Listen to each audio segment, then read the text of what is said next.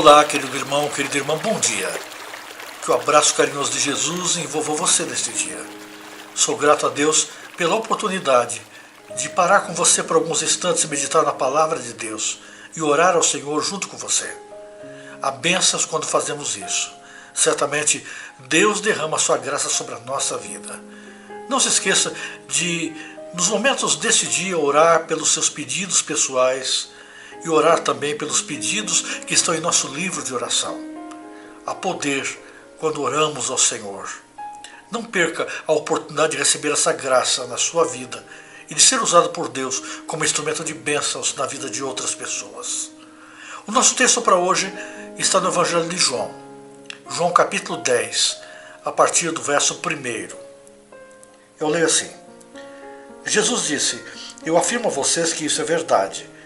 Quem não entra no curral das ovelhas pela porta, mas pula o muro, é um ladrão e bandido. Mas quem entra pela porta é o pastor do rebanho. O porteiro abre a porta para ele.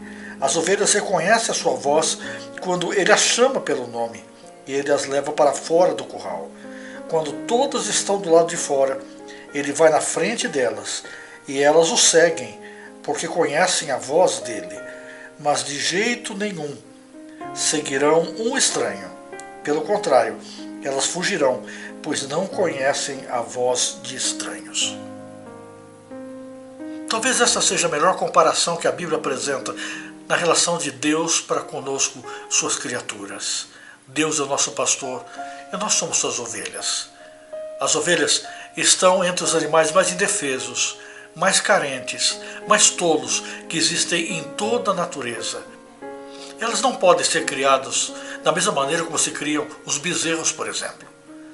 Elas não podem ser deixadas no curral para que vivam a sua própria sorte. Elas precisam de atenção, de cuidado, de amor, da presença de um ser humano no meio delas. Por isso, o pastor vivia literalmente a sua vida junto com as ovelhas. Vivia tão próximo delas que ele as conhecia, não como grupo, não coletivamente, mas de maneira personalizada, de modo individual. O pastor sabia exatamente qual o nome das ovelhas. E as ovelhas, por seu lado, conheciam também a voz do pastor. Não se deixariam enganar facilmente pela voz de alguém que quisesse se passar por ele. Esse é o tipo de relação que Jesus quer viver conosco, uma relação individual, não coletiva. Ele não força a entrada, ele não tenta vender uma imagem que não é real. Ele nos chama e quando ouvimos a sua voz e abrimos a porta, ele entra e se coloca no nosso meio para nos dirigir, para ir à nossa frente, para guiar os nossos passos. Vivemos uma época de tantas vozes, de muitos sons, de muitos ruídos, de tantas coisas competindo por nossa atenção. Corremos o risco de, no meio de tanto ruído, não ouvirmos a voz de Jesus. Mas ele continua batendo a porta do nosso coração, pedindo por entrada. Deixe Jesus entrar, ouça a sua voz. Ele conhece tudo a respeito de você. Ele sabe de todas as suas necessidades, de todas as suas carências. Ele conhece os seus pontos fortes e fracos. Ele sabe o seu nome e ele quer conduzir a sua vida. Deixe que ele faça isso e você será feliz e abençoado. Ore comigo neste momento.